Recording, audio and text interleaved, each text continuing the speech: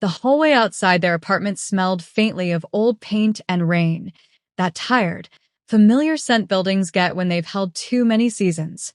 I stood there longer than I needed to, the pastry box warming the inside of my palms, listening to the slow hum of someone's television down the hall. For a moment, I almost turned back. But then the door opened, and there was Eliza smiling in that small, careful way of hers. And the world shifted, quiet as dust settling. I stepped inside and felt the gray afternoon follow me in, settling around the room like a blanket no one asked for. Their apartment was small, not cramped, just occupied by a kind of silence that didn't match newly engaged people. The curtains were half-drawn, letting in light the color of cold dishwater. A plant wilted quietly in the corner. Someone had left a cup on the windowsill, the tea line drying into a thin brown crescent. Eliza took the pastry box from my hands as though it weighed more than it should. She set it on the counter and brushed a strand of hair behind her ear without looking up. "Thank you," she said. Her voice was soft, but not shy, more like she was speaking from a room behind her eyes. Daniel came out from the hallway, wiping his hands on a towel. His smile looked worn at the edges, like fabric stretched too many times. He hugged me, but his arms hovered in that polite way you hug someone when you've been somewhere they don't know about. "We weren't expecting you," he said. "I know," I told him. "I just thought I'd stop by." I didn't mention the real reason, that the quiet between us these days had begun to feel like something solid. We made short, harmless conversation, the kind that fills space without saying anything. Weather. Work. A neighbor's loud music. Every sentence felt like we were placing objects on a shelf, side by side, without touching them. The pastries sat unopened. Their home didn't look like it belonged to two people planning a future. It looked like a waiting room between choices. Still, I told myself they were just tired, just busy, just something. But something in the air felt off-kilter, like a picture frame slightly crooked on the wall. I sat at the small kitchen table, smoothing the edge of the placemat with my fingertips. Daniel and Eliza moved around the kitchen quietly, two shadows performing a routine. He poured water into the kettle. She rinsed a spoon that didn't need rinsing. They didn't touch. They didn't look at each other. Maybe that was what finally pushed the question out of me. Not curiosity. Not impatience. Just the stillness. That thick kind of stillness that fills the space where joy should be. "So," I said, trying to sound casual, gentle. "Have you two set a date yet?" It was a simple question. One I'd asked in my head a dozen times, practicing different tones, different smiles. But the moment the words left my mouth, the whole apartment seemed to exhale in a long, tired sigh. Daniel froze with his hand on the kettle. Eliza's fingers tightened around the spoon. The silence that followed stretched out, thin and fragile. They didn't look at each other. They didn't look at me. For a heartbeat, I heard only the distant murmur of traffic outside. Then another sound, the softest clink, as Eliza set the spoon down. She stood very still, her back straightening as though bracing herself against something invisible. When she finally spoke, the words came out steady, but her voice had a tremble beneath it like a wire pulled too tight. "We got married yesterday." Just like that. For words. Dropped gently but landing heavy. Daniel didn't add anything. He didn't nod. He didn't smile. He just stood there, staring at the kettle like he expected it to speak next. And I felt my own smile rise to my face like a reflex. The way you smile when someone gives you news you're supposed to be happy about, even when your heart isn't sure what it's supposed to feel. "Oh," I managed. That's wonderful." But the words sounded borrowed. Eliza finally looked at me then. Really looked. Her eyes were clear but tired, the kind of tired you get after carrying something alone for too long.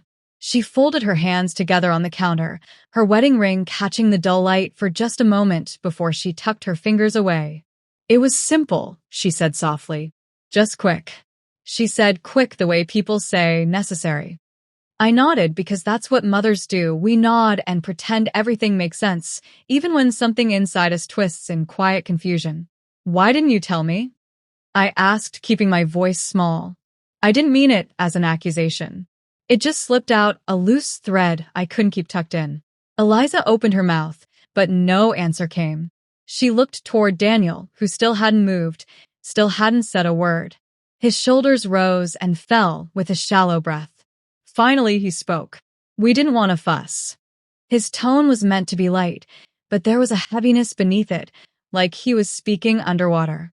I watched the two of them, how they stood apart, how they didn't reach for each other, how the air between them felt thick with whatever they weren't saying. And I felt a quiet ache settle in my chest. Not anger, not disappointment, just something tender and unsure. Their joy should have been a bright, warm thing, but instead it felt hidden, protected, as though I had stumbled into a room I wasn't meant to enter yet. After a few moments, Daniel finally opened the pastries, peeling back the lid as though performing a task simply to fill the air. Eliza offered me tea. I accepted, though none of us seemed thirsty. The afternoon light dimmed further, slipping across the floor like fog searching for a place to rest. Somewhere in the building, a door closed softly, and the echo lingered. As I watched the two of them, the way their shoulders leaned inward but never touched, I felt something shifting, quiet and unsettling, like a tide pulling away from shore. I didn't know what truth I had stepped near, only that it was there, folded carefully between them, waiting. The door clicked shut behind me with a soft, tired sound, the kind a house makes when it's been holding its breath too long. For a moment, I didn't move. I just stood there, letting my eyes adjust to the dim light and the faint scent of something wilted. There was no music playing, no laughter drifting from another room, only the quiet shuffle of Daniel's footsteps somewhere down the hallway, like he was pacing out the length of a thought he didn't want anyone else to hear. The apartment felt different than it had just the day before, smaller somehow. The kind of small that comes from too much silence pressed into too little space. Afternoon light filtered through the thin curtains, pale and watery, falling unevenly across the furniture. It gave the room a washed-out look, like a photograph left in the sun too long. I took a slow step inside, trying not to disturb whatever fragile balance lived in the air. My eyes drifted to the kitchen first. 2 coffee mugs sat drying on a towel by the sink, spotless to the point of suspicion, as if someone had scrubbed them not once, but twice. Their handles pointed in opposite directions, like the people who'd held them had been standing apart. Near the trash bin, I saw it. A bouquet, or what was left of one, browning at the edges, petals softened and folding in on themselves. The paper wrap was damp, stained a darker shade. Someone had thrown it away quickly, decisively. A celebration that didn't get to live long enough to lose its own shine. I bent down slightly, just enough to see the petals up close. They smelled faintly sweet, like something trying to remember joy. Before I could follow the thought, my gaze caught on the hallway. A suitcase lay there, half-zipped. Clothes pressed out from the opening like someone had packed them in a hurry, then changed their mind halfway through. Or been interrupted before they reached the end. None of it matched the idea of 2 people who had just promised their lives to each other. The air felt heavy with something unspoken, something that made me want to step softly, as though the apartment itself was nursing a bruise. Daniel emerged from the bedroom, shoulders tight, hands moving restlessly as he adjusted the collar of his shirt, then let it fall, then adjusted it again. He offered a quick smile, thin, temporary, before walking past me to the living room. He didn't sit. He paced, back and forth, his steps tracing a path across the rug like he'd worn it down before I arrived. "Do you want tea?" he asked suddenly, voice too bright. He didn't wait for my answer before disappearing into the kitchen. The kettle clattered against the stove, louder than it needed to be, loud enough to drown out whatever thoughts he didn't want floating around the room. I turned toward the sofa, where Eliza sat with her knees tucked close. Her hands rested in her lap, except she kept rubbing her thumb over her wedding band, slow, rhythmic circles, like someone trying to smooth down a thought they couldn't quite place. She looked up when she felt me watching. Her smile was small, polite, but her eyes were someplace else. Somewhere tired, somewhere far. "Long day?" I asked gently. She nodded, but her hand kept moving on the ring, around and around. like she was still getting used to its weight or the promise underneath it.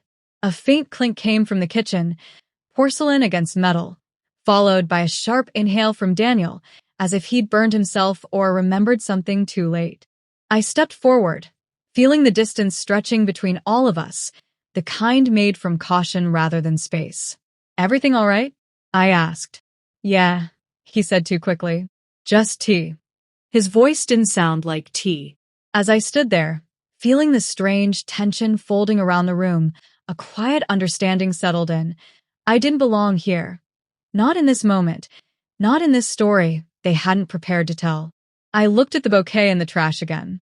The suitcase. The spotless mugs. The way Daniel's shoulders rose too high with every breath. The way Eliza's fingers wouldn't let the ring sit still. Nothing in that apartment said, "just married." No trace of celebration hung in the air. No softness. No glow.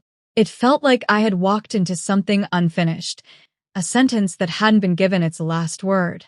Daniel finally brought the tea to the table, placing each cup down as though afraid they might shatter. He sat but leaned forward, elbows on his knees, staring at the rug instead of at me. "So," I said quietly, how are you two feeling today?" It was a harmless question, but it thinned the air again. Daniel didn't speak. Eliza looked at him, then back at her hands. I waited, and in the waiting I felt something shift, something subtle, like the soft click of a lock moving into place. "I'm sorry," Eliza whispered at last. Her voice barely carried across the space. "For what?" I asked. She opened her mouth, then closed it, shaking her head. She wasn't ready to finish the thought. But the apology hung there, weighty and fragile, telling me more than any explanation could have. Daniel sucked in a breath, rubbing the bridge of his nose. "Mom, we're just tired. It's been a long couple of days." But tiredness doesn't make a home feel like a waiting room. I nodded anyway because that was all I could do. A mother isn't always invited into the truths her children are carrying. Sometimes we're only allowed to sit in the space where those truths cast their shadows. I walked to the window, watching the gray afternoon settle deeper over the buildings outside. The sky looked heavy, like it might rain again. The kind of rain that feels less like weather and more like a sigh. Behind me, Daniel stopped pacing. Eliza's hand finally stilled on her ring. The kettle clicked off with a soft, hollow sound. Every detail in that apartment whispered the same thing. This wasn't a beginning. It was a pause. A held breath. As I turned back toward them, a quiet question shaped itself inside me. Gentle, uneasy, persistent. What happened here, and what were they trying so hard not to say? The fog was already rolling in by the time we stepped outside, low and soft, like a blanket someone had dragged across the harbor. Boats bobbed faintly in the mist, their ropes creaking in slow, uneven rhythms. Daniel walked ahead of me at first, shoulders hunched, hands pushed deep into his jacket pockets. I remember thinking he looked like a boy again, the way he used to when he'd done something he didn't want to confess. The air tasted of salt and cold metal, and somewhere beneath it all, there was something he wasn't telling me. The path along the harbor was never busy this time of day. Just a few gulls circling lazily overhead and the soft slap of water against the wooden pier. I fell into step beside Daniel, matching his pace, slow, distracted, as if each step required negotiation with whatever thoughts he carried. He didn't speak at first. He just kicked lightly at a loose stone, watched it skip across the concrete, and disappear into a crack. Then he sighed, the sound thin and uncertain. "I know today was a surprise," he said. His voice drifted out like the fog itself, quiet, softened at the edges. I tucked my hands into my sleeves, more for comfort than warmth. He didn't look at me when he talked, and I didn't push him to. Sometimes a person can only speak to the ground in front of them, not the person beside them. The harbor lights flickered on one by one, pale yellow halos swallowed by mist. A faint chill ran along the water, brushing against us like a warning. "I'm not upset," I said, though the words felt too practiced. He nodded, still staring ahead, and I wondered, not for the first time, when exactly the space between my son and me had begun to stretch. When we reached the wooden railing overlooking the harbor, Daniel finally stopped. He rested his hands on the damp wood, fingers tapping out an anxious rhythm. "It wasn't a big deal," he said abruptly. "We just wanted something small." He said it too quickly, like a student reciting a line he didn't quite believe. I leaned on the railing beside him, watching the fog shift and rearrange itself over the water. "What made you decide yesterday?" My voice was calm, soft. Almost swallowed by the breeze. He shrugged, shoulders rising to his ears. "I don't know. Schedules. Money. Stress. Everything piling up." He spoke in fragments, each piece landing without any place to belong, like puzzle pieces from different boxes. When he pulled a cigarette from his pocket, my heart snagged for a moment. He hadn't touched one in years, not since his father got sick, not since he promised he'd quit.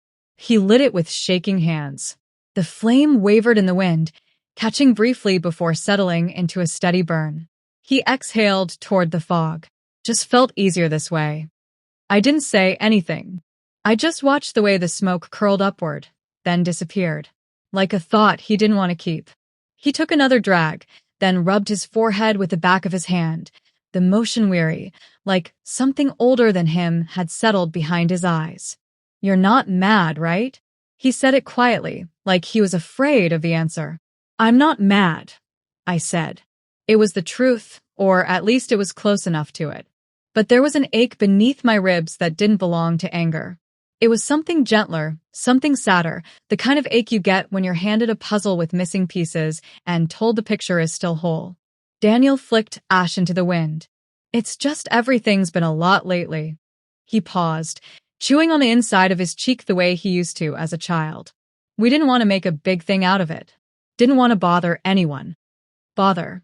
The words stung more than the wind did. The fog thickened for a moment, swallowing the pier ahead of us. And in that brief curtain of white, I saw the truth he wasn't willing to say. Something had pushed them into this choice. Something heavy. Something frightening enough that secrecy seemed safer than celebration. He dropped the cigarette, crushing it under his shoe. The motion was quick, tense, almost desperate. "I don't want you to think we didn't want you there," he said. I turned my head, studying the lines of his face, the weariness tucked into the corners of his eyes. He didn't meet my gaze. Not once. My chest tightened. Not from anger. Not from disappointment. But from that quiet sense a mother gets, the one that whispers, he's apologizing for something he hasn't told you yet. I reached out and placed a hand lightly on his arm. Just enough to steady him. Just enough to say I was still here. He swallowed hard. And for a moment, I thought he might tell me the truth. The real truth. But the wind picked up then, sharp and cold, and whatever he'd been on the verge of saying disappeared into it. We started walking back slowly, our steps muffled by the damp concrete. The fog brushed past us in soft waves, carrying the scent of salt and something unfinished. Daniel walked a little closer to me this time, but not close enough to bridge the gap. He kept his hands in his pockets, head lowered, as if the harbor lights were too bright for whatever he was holding inside. I didn't push. I didn't ask again. Sometimes the hardest truths are the ones a person needs time to bring to the surface.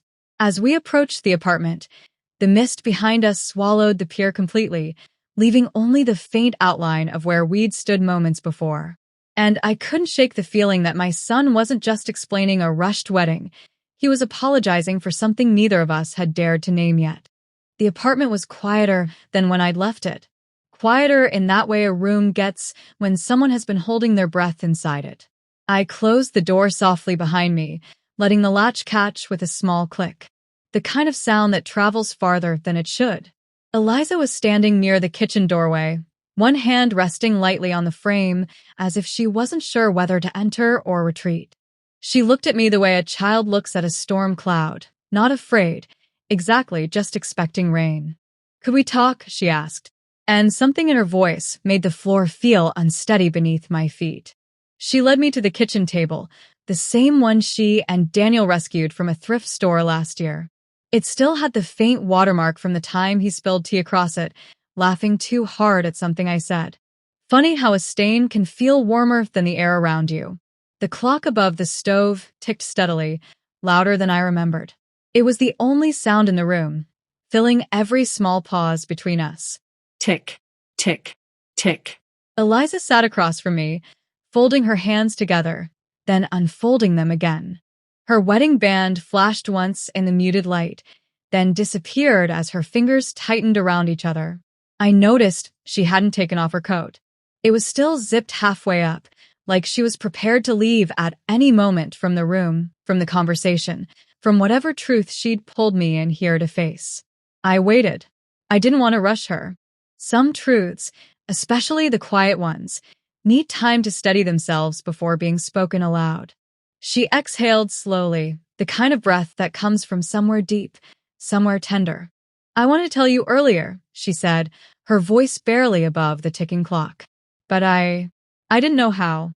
She lifted her eyes to mine, and for the first time since I'd met her, they looked unsure. Not frightened, just unsteady, the way a candle flickers when someone walks by too fast. "I didn't want a wedding," she said, the words slipping out like an apology she'd been rehearsing. "Not because of Daniel. Not because I didn't want him." Her fingers brushed the rim of a ceramic mug sitting between us, tracing the chipped edge as if it offered some kind of direction. Her voice thinned. "Celebrations make me nervous." She swallowed, then offered a small, brittle smile that didn't reach her eyes. "I grew up in a house where big days always turned into something else. Someone yelling, someone storming out, someone crying in a bathroom because the walls were too thin to hold all the noise." I nodded, gently, letting her know I was listening. Really listening. Not the kind of listening where you wait for your turn to speak. She kept her eyes on the mug.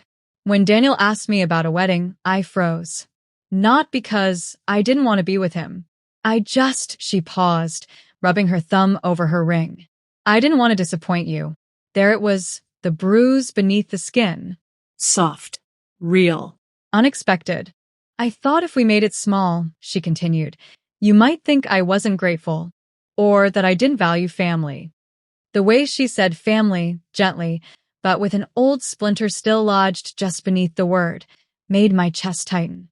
I reached out, not to touch her hand, but to place my palm flat on the table between us, close enough for her to take it if she wanted to, far enough not to push. She noticed. Her eyes flicked to my hand, then away.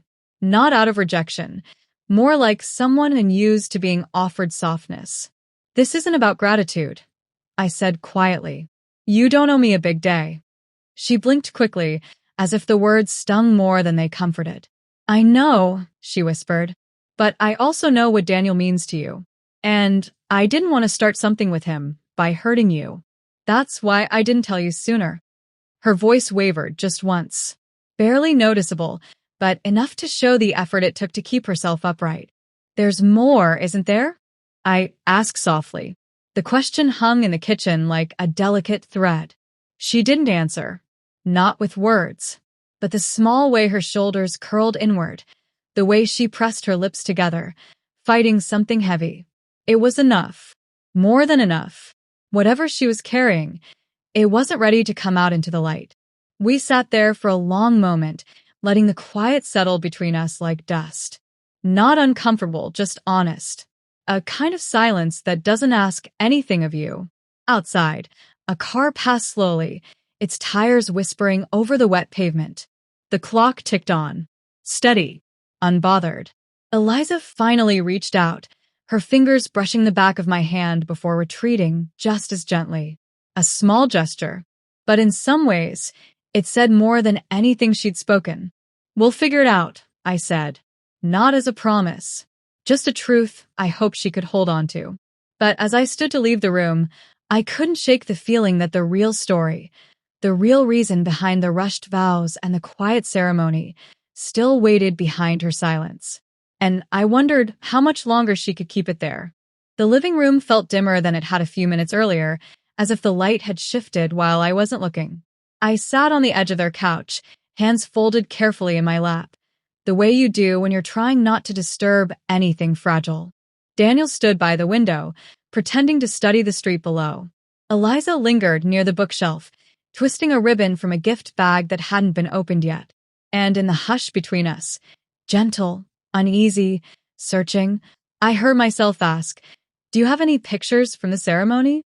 The question settled in the room like dust, Soft.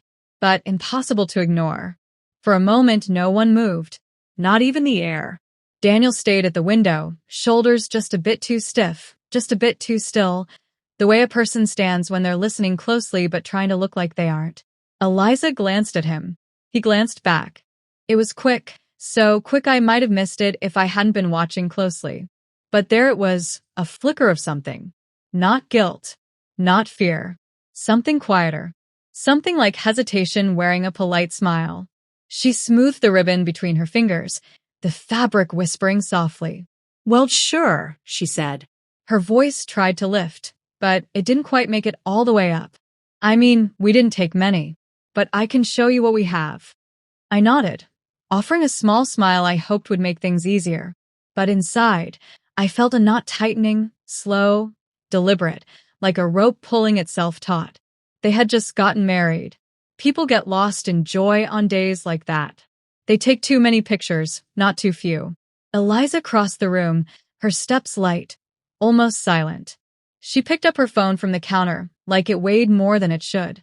Then she sat beside me, close enough for warmth but far enough to keep something hidden. She unlocked her phone, and the soft glow lit her face in a pale wash of blue. Her thumb moved quickly, flicking through her gallery, each swipe too sharp, too practiced, the way someone moves when they're skipping over things they don't want seen. Here, she said, stopping on a dim, grainy image. It showed the corner of a courthouse wall. A shadow stretched across the bricks. You could tell it was them, but only because she said so. She didn't let the picture linger. Another swipe. This one was a park bench, the sky turning the color of bruised lavender behind it. Two shapes, silhouettes more than people, stood a few feet apart. Daniel's outline was familiar. Eliza's was smaller, shoulders pulled in as if bracing against the cold. Swipe. A man stood with a small booklet in his hands, but his head was turned, caught mid-motion, blurred by movement or maybe by urgency. You couldn't see his face. Or theirs. The whole photo looked like it had been taken by someone walking, not someone witnessing. Eliza exhaled through her nose, soft and short. That's kind of all of them, she said, forcing a little laugh. We told you it was nothing big. I smiled back, but somewhere beneath my ribs, something shifted. Not panic, not suspicion, just a cold, quiet question that didn't know where to settle. I didn't ask to see more. Didn't ask why every photo looked like it had been taken from across a street or through a window. Didn't ask why their faces were always turned, blurred, or hidden in shadow. But I felt the questions gather anyway, like small stones in my throat. Eliza set the phone down gently, as if the screen were fragile. Daniel turned from the window then, rubbing the back of his neck.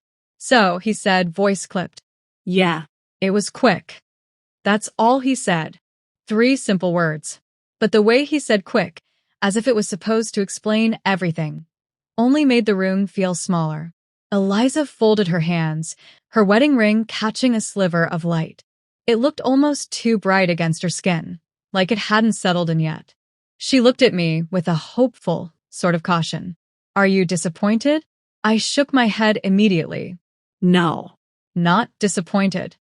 And I wasn't. Not exactly. But my gaze drifted back to the phone screen, now dark and blank.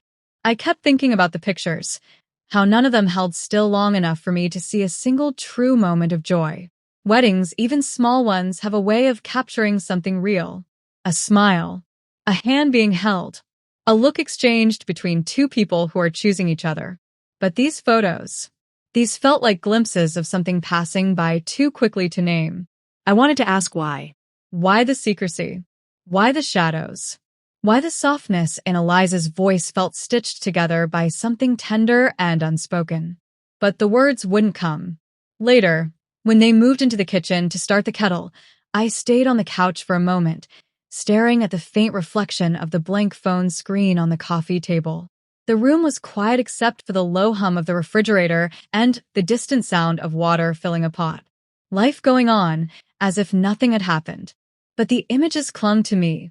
Those blurred silhouettes, the turned-away faces, the dusk settling like a secret across every frame. A wedding captured like an afterthought. Or like someone didn't want it captured at all. I took a slow breath, pressing my palms against my knees. Maybe it was nothing. Maybe it was everything. But one question whispered through the quiet, refusing to leave me. What were they trying so hard not to show?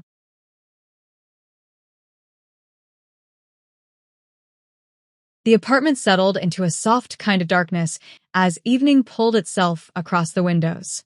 The lights glowed low, warm but tired, the way a room looks after too many unspoken things have passed through it. We had finished dinner, or pretended to, and the dishes sat drying on the rack untouched. Daniel stepped outside with his phone pressed to his ear, saying he needed a minute, his voice already drifting into something tight and hurried. I stayed at the table, hands wrapped around a lukewarm cup of tea, listening to the silence deepen around us. Then, through the thin walls, faint but unmistakable, I heard a name I hadn't heard in years. And the quiet of the apartment shifted, like it was bracing for something. The walls in that building were old, the kind that kept out the cold but not the secrets. Voices traveled through the plaster in a soft, muffled way, not clear enough to make out full sentences, but sharp enough to recognize tone. Emotion. Names.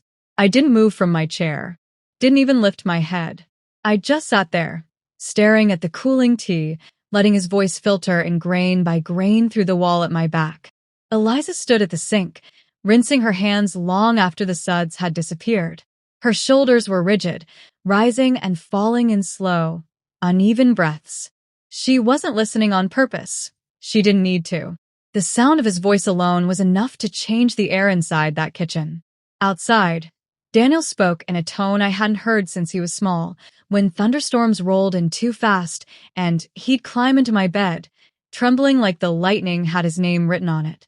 That same thin thread of fear wrapped through every word now. He wasn't talking to a friend. He wasn't talking to a coworker. This was someone from another chapter of his life, one he had closed so tightly I never thought I'd hear that name spoken again. Eliza shut off the faucet. The dripping echoed. Slow. Patient. She didn't look at me. And that told me more than anything else. The call went on longer than any of us expected. Minutes stretched into something heavier, something thick enough to sit between us like a third presence. At some point, I heard Daniel's footsteps shift, pacing, stopping, pacing again. His voice dropped lower, urgent, like he was speaking through clenched teeth. Every so often, I could make out fragments. No, I told you. We can't do this again. Not now. Please. Each line was swallowed by the walls, but the tone stayed. Tight. Fraying. Eliza dried her hands, then folded the towel so carefully it almost broke my heart. People don't move that delicately unless they're trying not to break something inside themselves. She glanced toward the front door, the slightest tilt of her head. A silent question. Not to me, to herself. To the situation. To whatever past was standing on the porch, speaking through Daniel's phone. I set my cup down. It clinked gently against the table, the sound too loud in the quiet. When his footsteps finally stopped and the door creaked open again, the whole apartment seemed to inhale at once. Daniel stepped inside, his shoulders hunched, his eyes scanning the room for anything familiar enough to latch onto. And then he smiled, the kind of smile you put on for pictures you don't want taken. Quick. Tight. Empty around the edges. Everything okay? I asked softly, though something in me already knew the answer. Yeah, he said too quickly. Just work stuff. The lie didn't land. It didn't even try to. It just hung there, limp and translucent, between the three of us. Eliza stepped closer to him, her hand almost rising to touch his arm, then falling before it could. She searched his face the way people do when they're trying to read a story written in a language they forgot how to speak. Who was it? She asked quietly. He swallowed. Just once. Hard. No one important. Her jaw tightened, barely but enough. A small movement with a large meaning. He moved past both of us, heading toward the hallway like a man trying to outrun a conversation. But I saw the tremor in his hands as he brushed them down the sides of his jeans. I hadn't seen that kind of fear in him since he was little. Since the night he called me from a payphone with rainwater in his shoes and a voice that kept cracking around the truth. Some people carry storms inside them for years before they let anyone see the lightning. I watched him disappear down the hallway, swallowed by the dim light. And for the first time since I arrived, I realized I didn't just feel out of place. I felt late, as if this story had started long before I stepped into it, and something had just slipped back into their lives, uninvited. Eliza turned off the kitchen light, leaving us in the soft glow of the living room. She stood there for a long moment, staring at the hallway Daniel had vanished into. Her hands were still now, too still, pressed together like she was bracing for impact. The apartment felt cold suddenly, though the heat was still humming through the vents. Through the wall, the echo of his earlier voice seemed to linger, low, frightened, carrying a weight too familiar to be new. I pulled my sweater closer and exhaled slowly, realizing the truth as it settled into me. This wasn't about a rushed wedding, or blurred photographs, or missed celebrations. Something old had resurfaced. Something fragile. Something dangerous enough to make my son afraid again. And I wasn't sure any of us were ready to hear its name. The fog was already waiting for me when I stepped onto the shore. It hung low, soft as wool, brushing against my cheeks the way a tired hand might. The tide moved in slow breaths. Forward, back, forward again. And for a long moment, I just stood there and let the quiet settle over me. There's something about the ocean in the early morning, how it seems to listen without asking questions, how it holds its distance, even when it comes right up to your feet. I think that's why I walked there, to stand beside something that knew how to keep a secret without collapsing under it. The sand was damp and cool beneath my shoes, giving just a little with each step. I kept my hands deep in my coat pockets, even though the air wasn't cold. Sometimes you just need something to hold, even if it's only yourself. The shoreline was empty, except for a gull perched on a driftwood log, its feathers ruffled by the quiet breeze. Even it looked half asleep, like the world hadn't decided to wake up yet. I tried to focus on the sound of the waves instead of the way my thoughts kept looping back to the night before. To Daniel stepping outside with his phone pressed too tight to his ear. To the name I hadn't heard him speak in years, slipping through the wall like a thread pulled loose from old fabric. He hadn't told me who called later. He hadn't needed to. There was a tremor in his voice. I recognized the way a mother recognizes her child's cry in the dark. Fear doesn't age. It only changes shape. And Eliza, she watched him like someone who already knew the ending to the story he was pretending not to tell. Their silence had weight to it, like the hush before a storm that hasn't made up its mind. I kept walking, letting the fog guide me, swallowing the horizon bit by bit until sky and sea became one soft, uncertain blur. When I reached the line where wet sand darkened into glossy black, I stopped. The foam curled over my shoes, then slipped away again, leaving a thin lace of bubbles behind. I bent down and ran my fingers across the sand. It was smooth, unbroken, except for a small ridge where the last wave had pushed up a line of tiny shells. Some were whole. Most were chipped.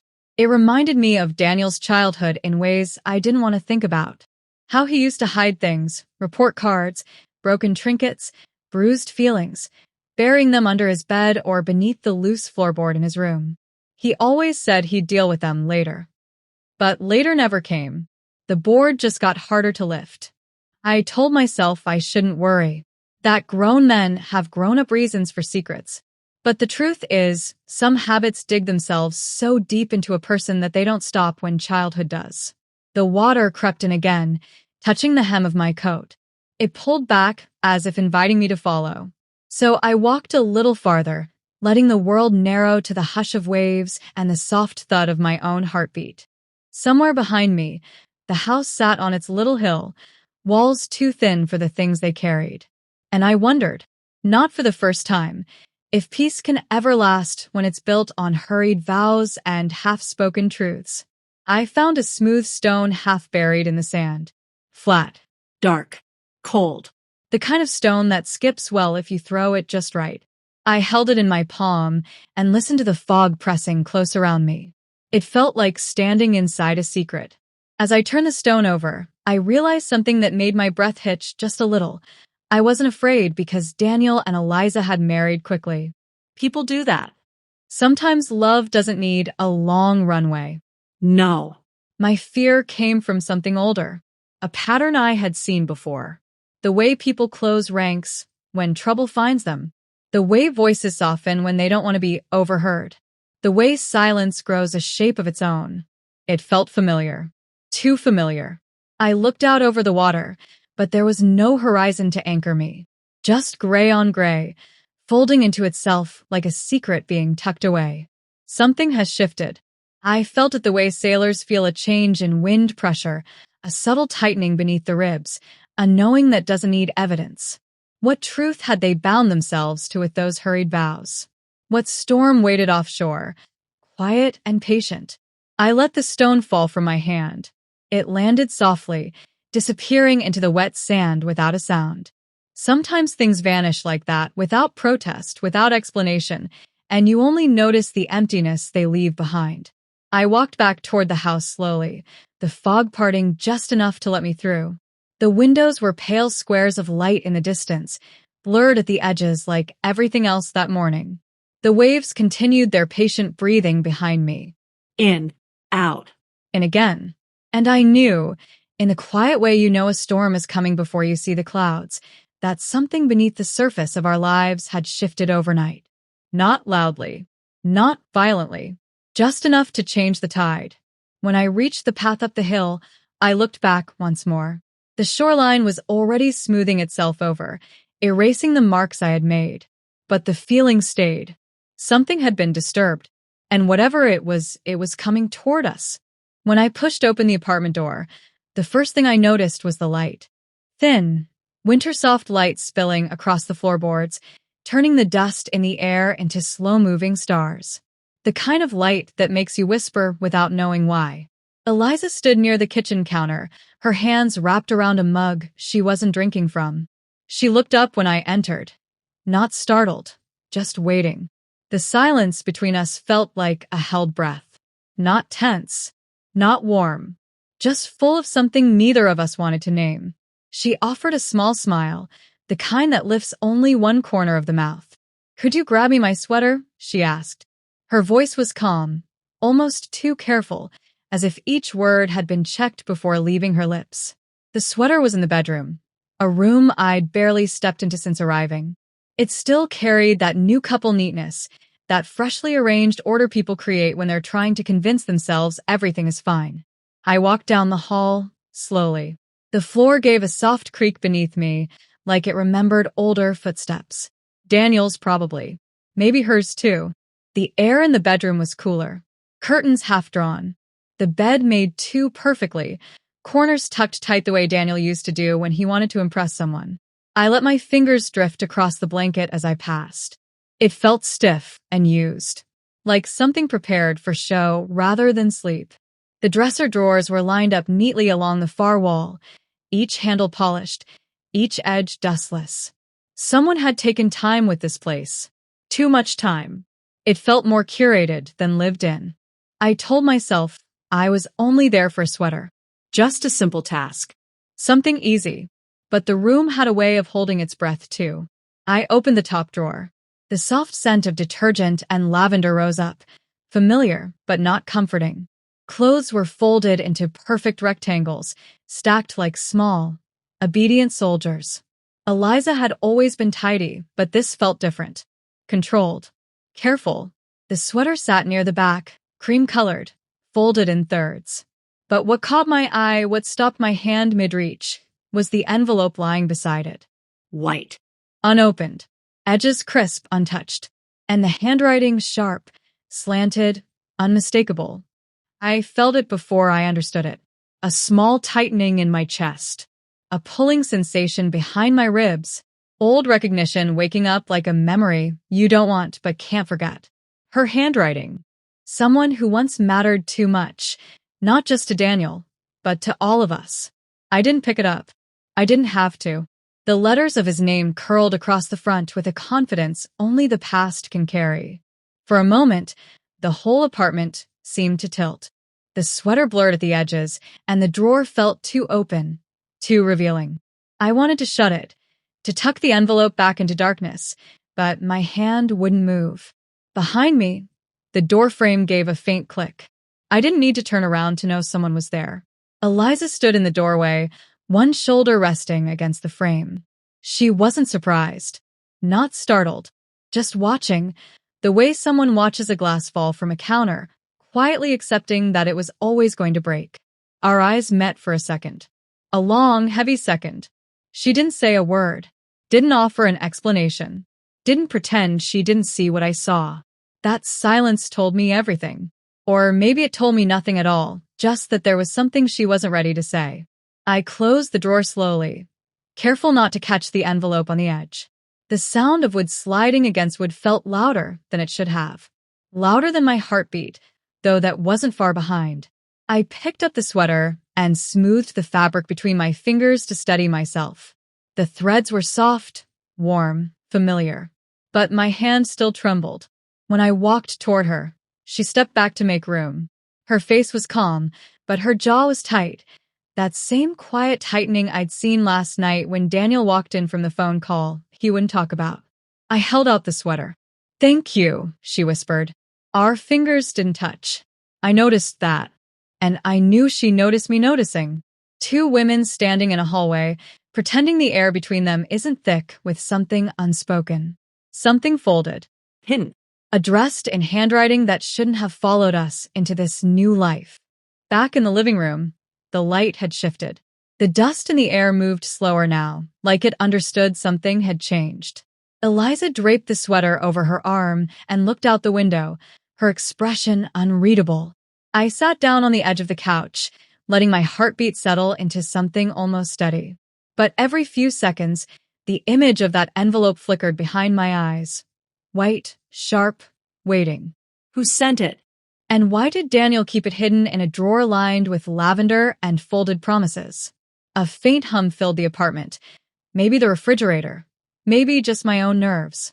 Either way, it felt like the apartment was holding its breath again. And somewhere inside that silence, a truth waited. Sealed tight. Addressed to him. But already pressing against all of us. The apartment felt different that night. Still familiar, but softer, like someone had turned down the world a few notches. The lamps were low, casting long amber streaks across the floor, stretching toward the corners where shadows sat quietly, listening. Daniel stood near the window with his hands in his pockets, shoulders rounded the way they used to when he was little, and preparing to confess something he wished he didn't have to say. Eliza sat on the couch, hands folded tight, as if holding something fragile together. No one spoke at first. The air felt thick, like a storm trying to form inside a room too small to hold it. I took the chair nearest the lamp, not because I needed the light, but because I wanted to see their faces clearly. Sometimes truth hides in the dim, and you have to angle yourself just right to catch the flicker. Daniel turned from the window slowly. He had that look he used to get as a boy, right after breaking something and right before admitting it. A quiet brace, a swallow, a tightening of the jaw that said he'd rehearsed this whole moment hours before it arrived. "I should have told you sooner," he said. His voice was low, steady, but the edges trembled like a rope pulled too tight. Eliza lifted her eyes toward me, but not fully. Just enough to show she knew what was coming, knew it wasn't hers to say. The refrigerator hummed in the background, steady and unbothered, the only sound brave enough to fill the space between us. I folded my hands in my lap, the fabric of my pants cool under my fingers. "All right," I whispered. "Tell me." It wasn't permission he needed, but maybe it was the peace that helped him begin. He sat on the edge of the coffee table, close but not too close, like he didn't want to cast a shadow over me. His breath trembled once before he caught it. "The call," he began softly, "and the letter. They were from someone I used to be with." He didn't say her name. Didn't have to. A past has a way of announcing itself even when unnamed. She resurfaced a few weeks ago, he continued. She's been threatening to tell people things from years back. Things that could complicate everything Eliza and I are trying to build. Eliza's hands tightened again, the knuckles widening for just a moment. A small flash of fear, quickly tucked away. Daniel ran a hand through his hair, a gesture I hadn't seen since high school. The kind he used when homework piled too high or life pressed too close. We've been planning to move, he said. Buy a home. Start clean. But his voice broke for the first time. He swallowed it quickly, straightening his shoulders like he could put the moment back together. She said she'd make things difficult. Legally. Personally. Publicly. I don't know. She changes the threat depending on her mood. The room felt suddenly smaller. Not with danger, but with the weight of things left unspoken for too long. So you too married quickly because of her? I asked. My voice didn't rise. Just slipped out like a leaf drifting across water. Daniel nodded once, then looked away. Not in shame, in fear that my eyes might show something he wasn't ready to absorb. We thought it would help solidify everything, he murmured. Protect us legally. Put distance between us and the past. Make it harder for anyone to interfere. Eliza shifted slightly, finally speaking. We just wanted a clean start. Together. Without her shadow on us. The shadow was here anyway, though. Soft, long, stretching across their first days of marriage like a bruise still forming. I watched Daniel's hands. They trembled the way they used to tremble during thunderstorms, not wildly, just enough to say fear lived somewhere beneath the skin. You didn't want me involved, I said. He lifted his eyes slowly. No, Mom. I didn't want you worried. I didn't want you dragged into old messes I should have handled years ago. The words were honest, gentle, but honesty can hurt without ever meaning to. I felt relief first, that the truth was not darker, not dangerous, not life-threatening. But then the sorrow surfaced, that this fear had pushed them into vows whispered faster than hearts could fully settle. Silence wrapped around us like a blanket woven from old threads. The lamp buzzed faintly, its light warming the edges of our small circle. Daniel leaned back, exhaling the kind of breath that comes only after truth finally finds a place to land. Eliza rested her hand gently on his knee. A quiet anchor. I looked at them. Two people building a future, already bracing against someone who wanted to pull pieces from their past. The ache in my chest softened, but didn't disappear. Truth had arrived, but it hadn't solved everything. Just opened the door a crack. We'll figure it out, I said softly. Daniel nodded, but his eyes were tired in a way no marriage should begin. The apartment felt still again.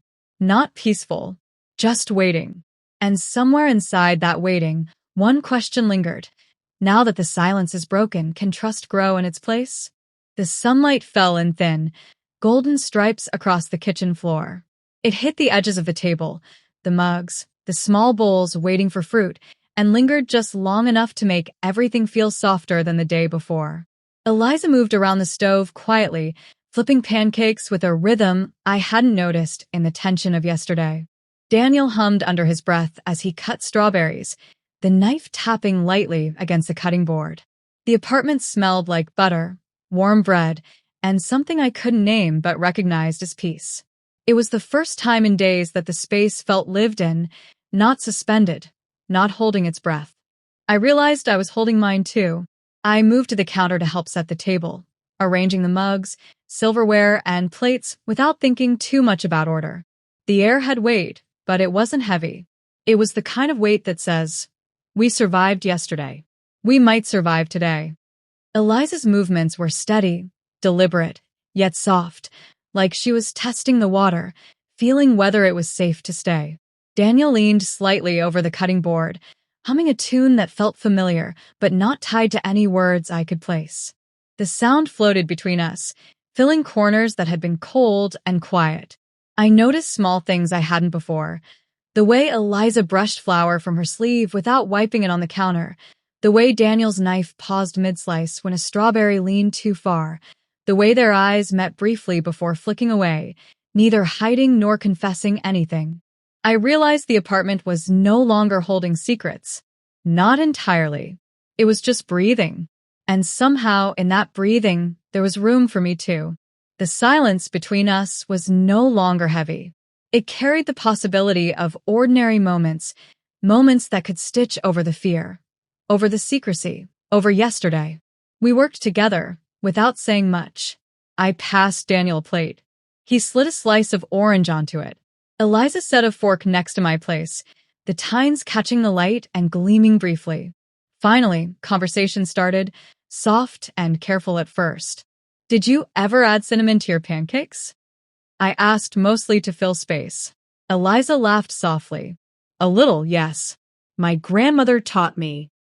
Her voice was even, but there was a warmth there that hadn't been yesterday. We talked about simple things. The weather outside, plans for the weekend, which park to walk in if it stayed sunny. Daniel hummed through a few answers, but smiled with his eyes, a small curve that softened the corners of his face. He wasn't tense. He wasn't apologetic. I realized something subtle had shifted. The wedding still felt sudden, unexpected, a little too quick for comfort. But it no longer hung between us like a secret we weren't allowed to name. It existed. It had happened. And somehow, just by existing, it gave room for ordinary life to creep back in. The sunlight through the blinds flickered on the table, as if nodding to our small reconciliation with reality. I paused while placing the last napkin, watched Daniel slice a banana with deliberate care, saw Eliza taste a pancake before serving it, and the faint crease of satisfaction cross her forehead. The apartment smelled of warm sugar and citrus. I could hear the soft scrape of knife on cutting board, the whisper of a fork against a plate. I realized I wasn't bracing for the next secret. I wasn't anticipating the next confession. Instead, I felt something like acceptance. A quiet agreement, unspoken, that life could move forward, even if in small increments. I wondered, as I poured juice into mugs, what role I would play in this next chapter of their lives. Was I the silent observer, the cautious advisor, or someone who could finally be a part of the rhythm they were building together? The sunlight shifted, touching Daniel's hands, highlighting the curve of Eliza's shoulder. I felt the weight of yesterday, but it no longer pressed against my chest. It was just memory now, a shadow that reminded me things could change, and change gently. I caught Daniel looking at me for a moment, eyes calm, unguarded. I returned the gaze, offering a small smile, a silent acknowledgement. We are here. We are safe enough for now. We sat down to eat. The pancakes were warm, the fruit sweet, the conversation light. I felt the soft thrum of life returning to the apartment. The sunlight slipped a little farther across the table, painting stripes on our plates and hands. It made the ordinary extraordinary, a table, breakfast, laughter soft as rain. For the first time in days, I didn't feel like an outsider. I felt like someone present, someone allowed to be part of the rhythm of their lives. The wedding still felt sudden, but maybe sudden could become beginning. Maybe the truth, once revealed, could act as a bridge instead of a wall. I watched the shadows stretch and shrink with the light through the blinds, and in that quiet, I let myself hope that what began in fear could now grow in calm. That trust could be rebuilt, one small morning at a time. The front door closed behind me with a soft click. Sunlight had begun to warm the pavement, turning the frost in the shadows to silver light. Eliza stood there, hands folded, face calm but trembling just slightly at the corners of her eyes. I reached for her, arms open before I could second-guess myself. She leaned in, small and hesitant at first, then finally gave herself to the embrace. It wasn't forced. It wasn't polite. It was real. Her head rested against my shoulder, and for a moment, the apartment, the letters, the calls, the sudden wedding, all of it, felt like it could breathe out and vanish into the morning light. I stepped back slightly to look at her, still holding her hands in mine. Eliza's face carried the faint shine of tears, but she didn't speak. There was no need. The quiet between us held more meaning than words ever could. Daniel appeared beside her, tall and careful, as if he were stepping lightly on a floor that might crack under the weight of what had happened. He smiled, but not with his eyes. His eyes carried the fatigue of nights spent worrying and waiting, of secrets held too long. "I'll walk you to the car," he said softly. I nodded, grateful for the small gesture of normalcy. It was enough to ground me after the whirlwind of revelations, the sudden reshaping of what I thought I understood. The street was calm. The town held its breath in the early light. Leaves rustled faintly in the breeze, and a single car passed, tires hissing over damp asphalt. The world kept moving, oblivious to the small, fragile lives trying to untangle themselves inside it. I felt the urge to speak, to offer something lasting, something solid. Instead, I squeezed Eliza's hands gently and whispered a reminder of the love that had always been here, silent but steady. We walked to the car in a slow rhythm, neither of us rushing, neither of us looking back. Daniel fell into step beside me, his hand brushing briefly against my arm in a gesture that said more than words could. "I promise," he murmured, voice low and careful. "Once things settle, we'll celebrate properly. Just us, with everyone we love." I nodded, not needing to respond immediately. I could feel the weight of what he meant, the promise of future joy, of days that would not be shadowed by fear or secrecy. Eliza opened the car door for me, lingering at the threshold. She didn't pull away, didn't shrink back. I realized that in her quietness, there was relief, acceptance, maybe even a touch of gratitude. I leaned forward, pressing my forehead lightly against hers for one last moment, inhaling the faint scent of her shampoo, the warmth of her skin. It was grounding, real, necessary. Daniel closed the door gently behind me. The car smelled faintly of leather and winter air, familiar and safe. I started the engine slowly, listening to the hum beneath the tires, letting it fill the space between us that the morning had stretched thin. As I drove, I thought about why their marriage had felt sudden, almost secretive. Not out of shame, not out of rebellion, but out of protection, an instinct to shield themselves from ghosts that neither I nor anyone else had known were still haunting them. I saw Daniel and Eliza in the rearview mirror, small and careful against the light, the early sun touching their hair like a promise. I realized that the silence they had kept wasn't meant to shut me out. It was meant to hold the fragile edges of their lives together until they could breathe safely again. The familiar streets of the town passed by like old photographs, softened by the morning light. The corner bakery, the park bench where Daniel used to play, the mailbox where I had once left letters, all of it looked touched by a delicate hope I hadn't noticed before. I pressed my hand lightly to the steering wheel. A habit, a quiet ritual, one I had kept since Daniel was small, whispering a blessing into the wheel before setting out, wishing protection on those I loved without needing anyone else to hear. I spoke now, softly, without expectation. A blessing for them, for us, for the new chapter beginning, unspoken but already forming beneath the ordinary morning light. The car rolled over the last familiar corner, and I let the windows down just enough to hear the wind tugging at the edges of my coat. The smell of damp grass and fresh morning carried in, filling the small space with quiet promise. I glanced at the rearview mirror again. No one was following, no shadows lurking. Just a street, familiar and gentle, leading forward. I whispered another quiet blessing, a small prayer for courage, for patience, for love that could stretch around secrets and still find its shape. And for the first time in days, I felt it, a fragile hope, like sunlight sliding across blinds, touching everything with the soft certainty that life can begin again, even after fear, even after silence. The engine purred, and I let the road carry me forward. Whatever comes next, we've finally given the silence a voice. And that, I think, is enough to start anew.